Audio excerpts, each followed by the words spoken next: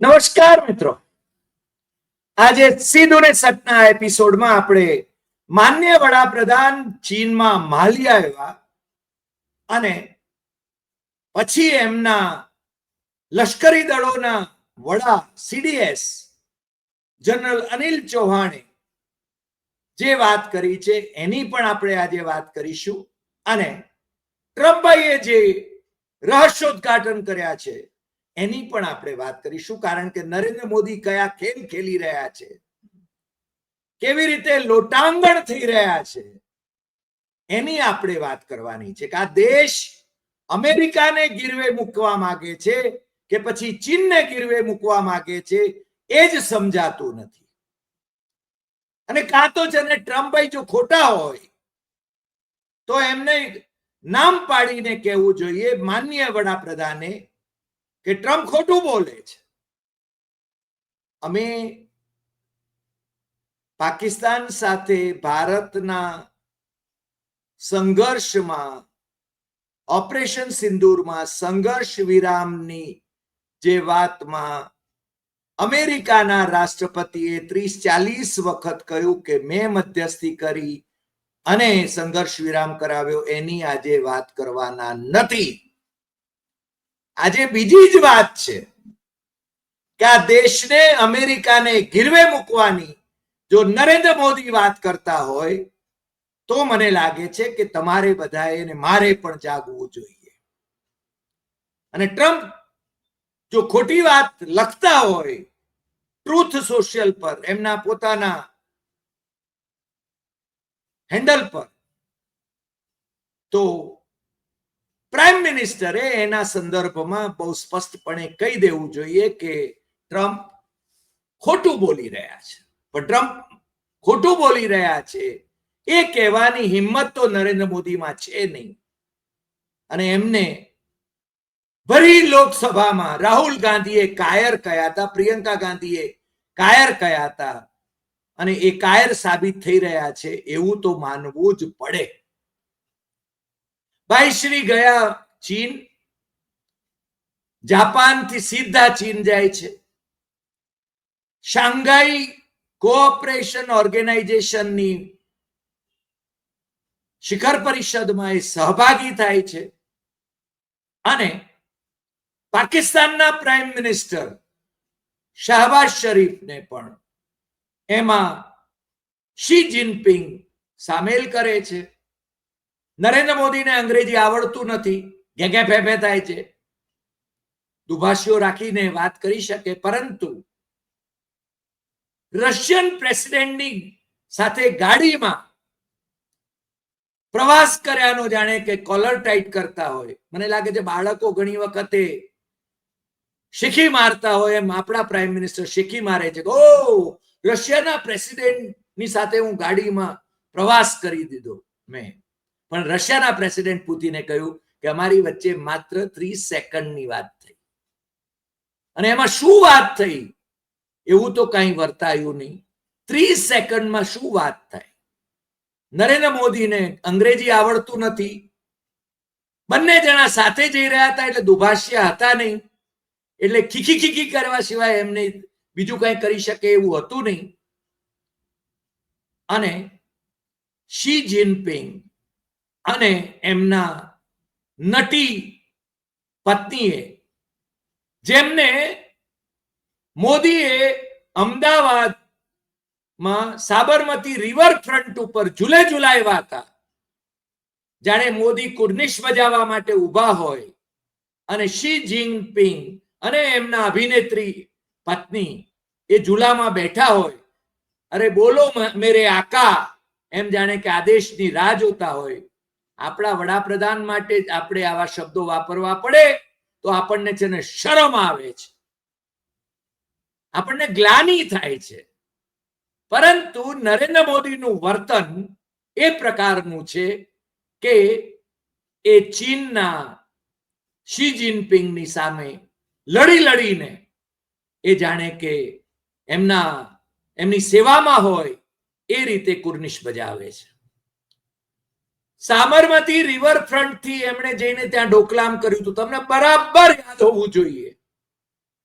પછી મહાબલીપુરમમાં ભાઈ ફરવા લઈ ગયા હતા શી જિનપિંગને, અને શી જિનપિંગની સેના પીપલ્સ લિબરેશન આર્મી એ લડાખમાં ઘૂસી ગઈ હતી અને આપણા વીર સૈનિકોને શહીદ કર્યા હતા. એને નરેન્દ્ર મોદીને એની કોઈ અસર નથી.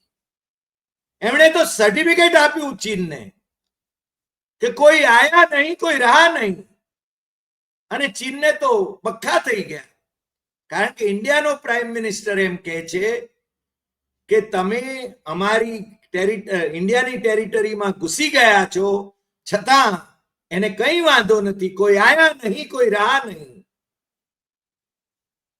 ડોક્ટર સુબ્રમણ્યમ સ્વામી વિશ્વ પ્રસિદ્ધ અર્થશાસ્ત્રી, હાર્વર્ડમાં અને આઈઆઈટીમાં પ્રોફેસર રહેલા, જનસંઘના વખતથી એ છે ને મેમ્બર ઓફ પાર્લામેન્ટ રહેલા, ભારતીય જનતા પાર્ટીના નેતા, આજે પણ કેન્દ્રમાં 2 વખત મિનિસ્ટર રહેલા, મિનિસ્ટરિયલ રેન્કમાં રહેલા એ ડોક્ટર સુબ્રમણ્યમ સ્વામી જે ચીનના નેતાઓની સાથે ખૂબ ઘનિષ્ઠ સંબંધ ધરાવે, પેરામાઉન્ટ લીડર દેંગ ઝિયાઓપિંગ સાથે ના એમના સંબંધોને કારણે તો ભારતના જે સંબંધો ખરાબ થયા હતા એ સંબંધો પુનર્સ્થાપિત કરવા માટે રાજીવ ગાંધીએ એમની મદદ લીધી હતી.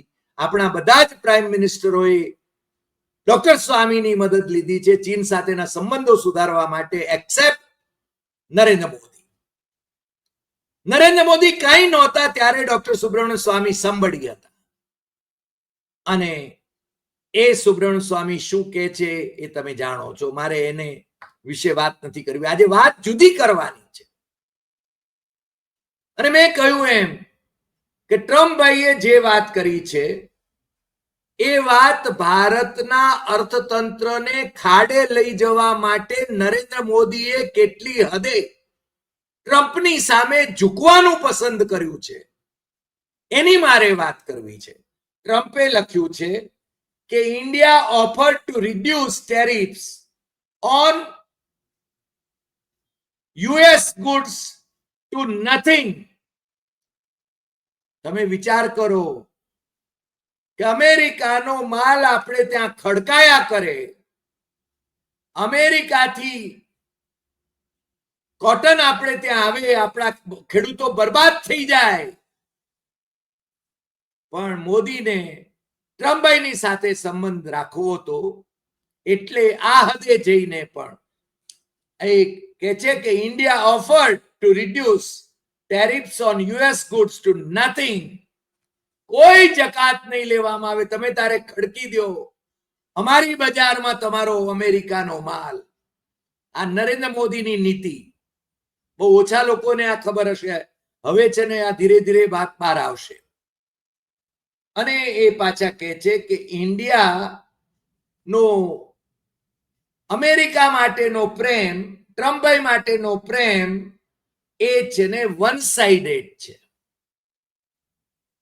માય ડિયર ફ્રેન્ડ એ ભાઈ શ્રી કયા કરતા હતા, પણ ટ્રમ્પભાઈ હવે એમને છે ને બહુ ભાવ આપતા નથી. અને ટ્રમ્પભાઈએ જે છેલ્લે જે કહ્યું છે એ તો બહુ જ ખતરનાક છે અને એ હકીકત છે. Trump says India and Russia appear lost to deepest, darkest China. ટ્રમ્પભાઈ એમ કહે છે કે ભારત અને Russia A they are lost to deepest and darkest China. ચાઇનાનું આમ છે ને કોઈ ભરોસો કરે નહીં, પણ હવે ચીનના ખોળામાં એ એમને they appear to be lost. રશિયાનું તો જાણે સમજી શકાય, રશિયા અને ચીન એ તો કમ્યુનિસ્ટ કન્ટ્રીઝ છે, પણ ભારતના સાર્વભૌમત્વને બીજિંગને હવાલે કરી દેવા માટે, જાણે કે નરેન્દ્ર મોદી એ બીજિંગમાં વિહાર કરી આવ્યા હોય, વારંવાર ચીન જતા હોય, આરએસએસ ના ડેલિગેશન ચીન જતા હોય, ભારતીય જનતા પાર્ટીના ડેલિગેશન ચીન જતા હોય, અને દોષનો ટોપલો રાહુલ ગાંધી પર નાખવાની કોશિશ કરવામાં આવે, એ ન સમજો એટલા ભોળા તો તમે છો નહીં. અને ક્યારેક તમે કહેશો, તમારામાંથી કોઈ ને પ્રશ્ન થતો હશે, તમે આમ તો પોતે પણ ચેક કરી શકો છો, કારણ કે આપણા દર્શકો એ સુજ્ઞ છે એવું હું માનું છું. એ પોતાની રીતે પણ છે ને એ ચેક અને ક્રોસ ચેક કરે છે કે હરિદેસાઈ જે કહે છે એ સાચું છે કે નહીં. તમે પોતે ચકાસી શકો છો કે કેટલી વખત આરએસએસ ના ડેલિગેશન ચીન ગયા છે, કેટલી વખત ભારતીય જનતા પાર્ટીના ડેલિગેશન ચીન ગયા છે.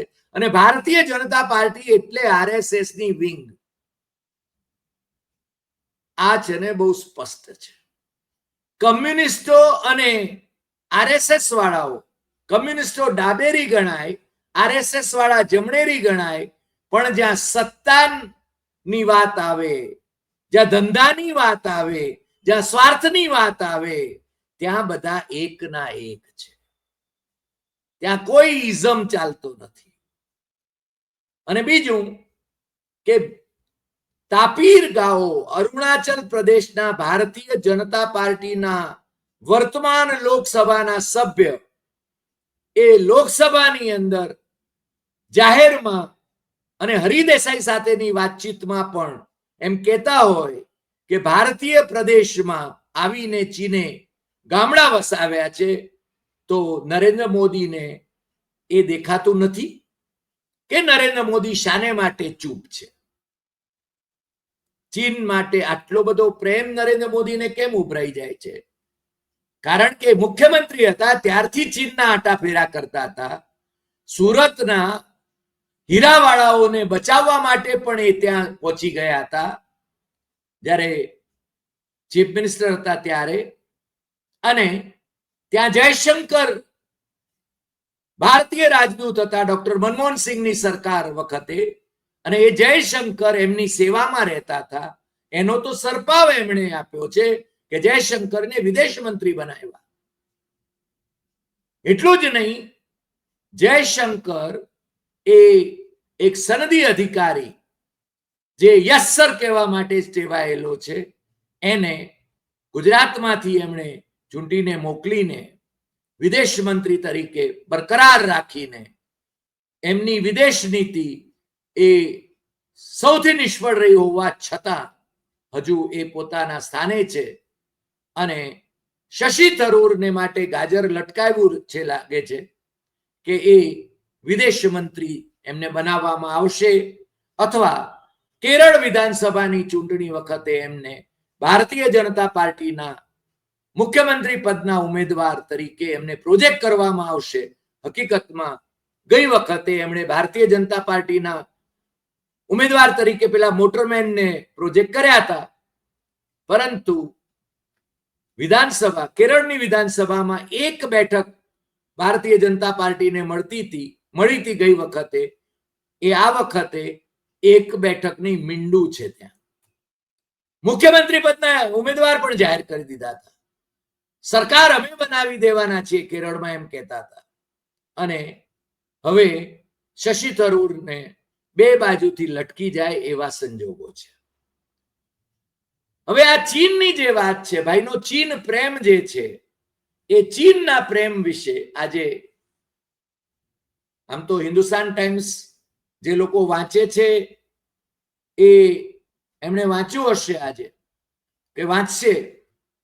લશ્કરી દળોના વડા જે છે, ભારતના લશ્કરી દળોની ત્રણેય પાંખના વડા એટલે chief of defence staff CDS general Anil Chauhan, એમણે કહ્યું છે કે border dispute with China is a biggest challenge. ક્યાં કહ્યું છે? ગોરખપુરમાં.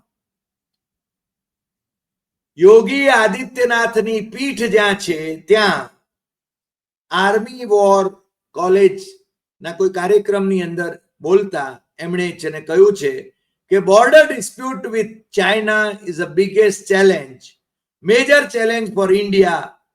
આ વાત એમણે કરી છે ને એનો વિડીયો પણ તમારે જો જોવો હોય તો હિન્દુસ્તાન ટાઈમ્સની વેબસાઇટ ઉપર પીટીઆઈ નો વિડીયો એ જનરલ અનિલ ચૌહાણ આ વાત કરી રહ્યા છે એ તમને સાંભળવા મળશે.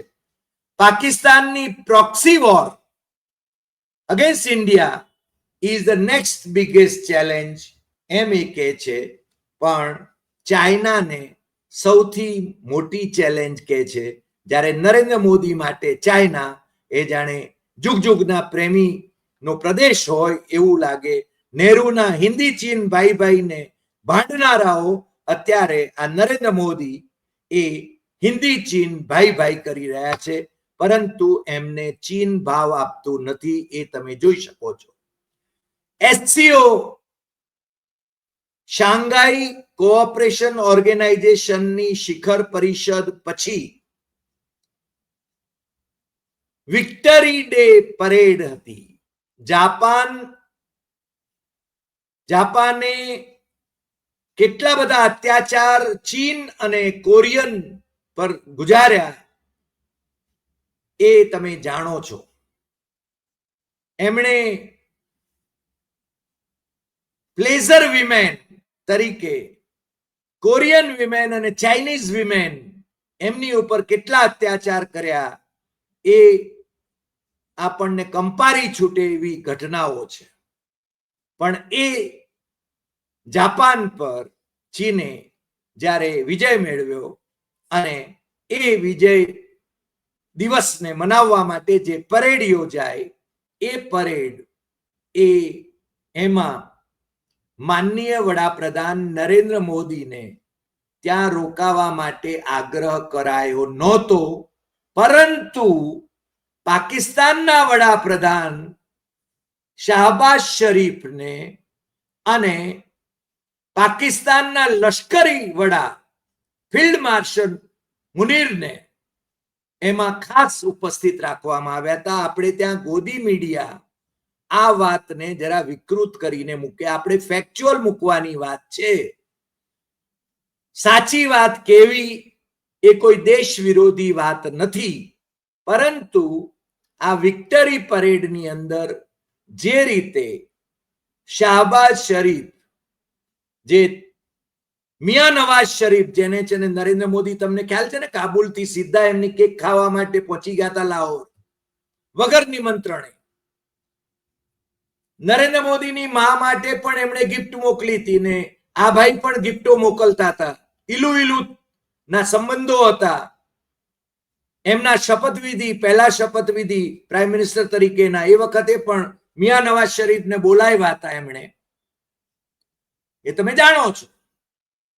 એ મિયા નવાઝ શરીફના નાના ભાઈ એ અત્યારે પાકિસ્તાનના પ્રાઇમ મિનિસ્ટર છે અને જેમની સામે આપણને આક્ષેપ છે, આપણે કહીએ છીએ કે એ ત્યાંથી આતંકવાદ એક્સપોર્ટ કરે છે. પહેલગામમાં 26 નિર્દોષ ની હત્યા માટે પાકિસ્તાની આતંકવાદીઓ જવાબદાર છે ને એનો બદલો લેવા માટે ઓપરેશન સિંદૂર કરવામાં આવ્યું અને એકાએક ઓપરેશન સિંદૂર રોકી દેવામાં આવ્યું, સંઘર્ષ વિરામ કરી દેવામાં આવ્યું. ટ્રમ્પભાઈએ ટ્વીટ કર્યું અને એના પછી ભારત સરકારે, પાકિસ્તાને સંઘર્ષ વિરામ કરી લીધો, જાહેર કરી દીધો. અને ટ્રમ્પભાઈએ તો 30 થી 40 વખત આ વાત કરી છે. નરેન્દ્ર મોદીમાં તાકાત નથી કે એકેય વખત એ કહી શકે કે ટ્રમ્પ જુઠ્ઠું બોલે છે. અધિકારીઓ પાસે કેવડાવે છે, બીજાઓ પાસે કેવડાવે છે, પણ નરેન્દ્ર મોદીની જીભ કેમ નથી ઉપડતી? કેમ? અદાણીને બચાવવા માટેનો ખેલ છે. ટ્રમ્પ છે ને હવે ગાંજા જાય એમ નથી. અને ટ્રમ્પે તો બહુ સ્પષ્ટપણે કહ્યું છે કે મોદી એમના માટે જે માય ડિયર ફ્રેન્ડ કર્યા કરે છે એ વન સાઇડેડ છે. એક તરફી પ્રેમ છે મોદીને ટ્રમ્પભાઈ માટે, કારણ કે એ ટ્રમ્પભાઈ થી ડરે છે. રહસ્યો શું છે એ આપણને ખબર નથી. કદાચ સુબ્રમણ્ય સ્વામી પાસે એ રહસ્યોની પોટલી છે. શી જિનપિંગ થી કેમ ડરે છે એના રહસ્યોનો પોટલો એ પણ જેને ડોક્ટર સુબ્રમણ્ય સ્વામી પાસે છે એ ક્યારે એની એ પોટલાની ગાંઠ ખોલશે એ આપણને ખબર નથી. ક્યારેક આપણે ડોક્ટર સુબ્રમણ્ય સ્વામીને ફરીને જોડીશું ત્યારે એ કે તો આપણને આનંદ થશે કે શું રહસ્ય છે ભાઈ, કેમ આવું થાય છે કે મારા વડાપ્રધાન, એક સાર્વભૌમત્વ ભારતના વડાપ્રધાન, 144 કરોડની જનતાના વડાપ્રધાન, ભલે એને બહુમતી નથી મળી પરંતુ બે કાક ગોળી ઉપર પણ એ વડાપ્રધાન છે એટલે દેશનું નાક છે. એ ટ્રમ્પનું નામ કે શી જિનપિંગનું નામ કેમ નથી લેતા એ છે ને એનું રહસ્ય શું છે એ આવતા દિવસોમાં ખુલે એવી તો આપણે અપેક્ષા કરીએ છીએ. પરંતુ ભાઈ ચીનને પ્રેમ કરે છે, ચીનને મિત્ર ગણે છે અને આપણા લશ્કરી દળોના વડા જેમની નિમણૂક પાછી નરેન્દ્ર મોદીએ જ કરી છે, અગાઉની સરકારે નથી કરી, એમના જ લાડકા છે. એમણે જ કહ્યું છે કે ચીન એ આપણો પહેલો દુશ્મન છે. જો લશ્કરી દળોના વડા જો આમ કહેતા હોય અને બીજી બાજુ નરેન્દ્ર મોદી એમ કહેતા હોય કે હા ચીન તો મિત્ર છે આપણું, અને શી જિનપિંગ તો કહે જ ને કે આપણે કઈ રાઇવલ નથી, આપણે તો એકમેકના ગોઠિયા છીએ. શી જિનપિંગ તો બધાને સાથે લેવા માંગે છે, એ તો એ ધરી ઊભી કરવા માંગે છે. અમેરિકા અને યુરોપની વિરુદ્ધમાં એ એક ધરી ઊભી કરવા માંગે છે અને રશિયા, ચીન અને નોર્થ કોરિયા આ તાનાશાહોની સાથે નરેન્દ્ર મોદી પણ તાનાશાહી તરફ આ દેશને લઈ જવા માંગે છે એવા સંકેતો તો મળી જ રહ્યા છે. પરંતુ આવતા દિવસોમાં નરેન્દ્ર મોદી પોતાના હોદ્દે રહે છે કે કેમ એ તરફ આપણી મીટ મંડાયેલી રહેશે.